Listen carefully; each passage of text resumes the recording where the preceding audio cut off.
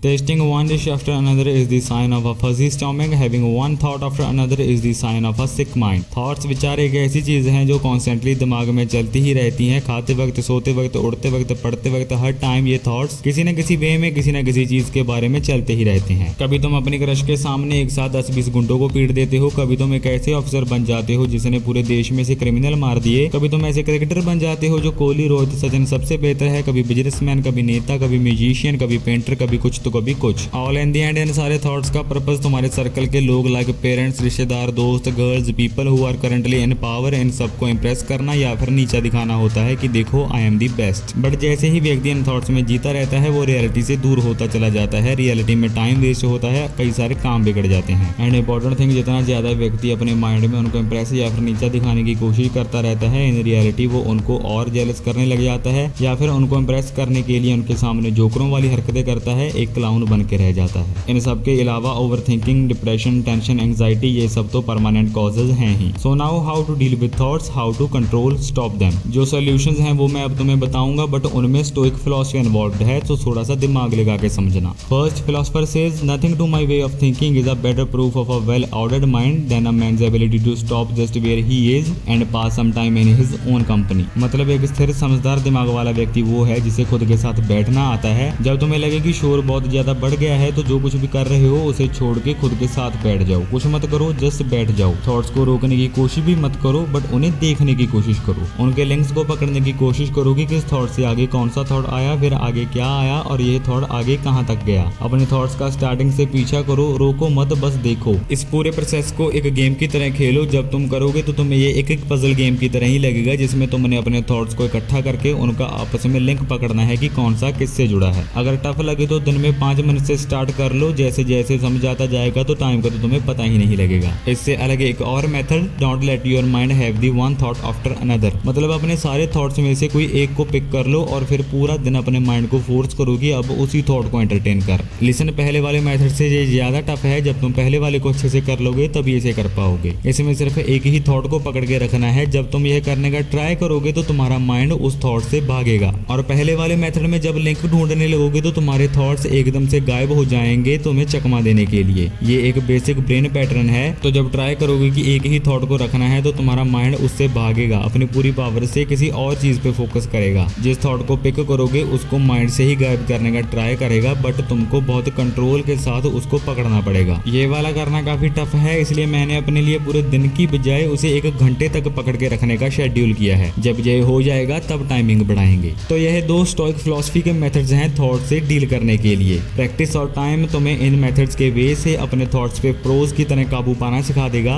But अगर तुम सोचते हो कि कहीं से कोई मंत्र मिल जाएगा जिससे तुम्हारे हाथ थॉट्स का रिमोट लग जाएगा और जिससे जब तुम चाहो उन्हें बंद चालू कर पाओगे, तो ये तो महामूर्खता से भी कोई बड़ी वाली मूर्खता है। इससे ना तो तुम कभी कोई मंत्र ढूंढ पाओगे और ना ही ब्रेन के रूल्स को समझ पाओगे। अगर ये मेथड सही लगते हैं तो इनको ट्राई करके देखो। स्टोइक फिलॉसफी तुम्हें तुम्हारे थॉट्स, डिप्रेशन, एंग्जाइटी इन सब चीजों से दूर नहीं लेके जाएगी, बल्कि वो तुम्हें इन सब के पास लेके आएगी ताकि तुम देख पाओगी खुद को that how biggest fool you are. ये मेथड भी ना तो तुम्हें तुम्हारे थॉट्स से दूर ले जाएंगे और ना ही उन्हें खत्म करेंगे, बल्कि ये तुम्हें मौका देंगे उनके पास जाने का, उनको करीब से समझने का। Stop running and start learning. Your answers lie with in yourself.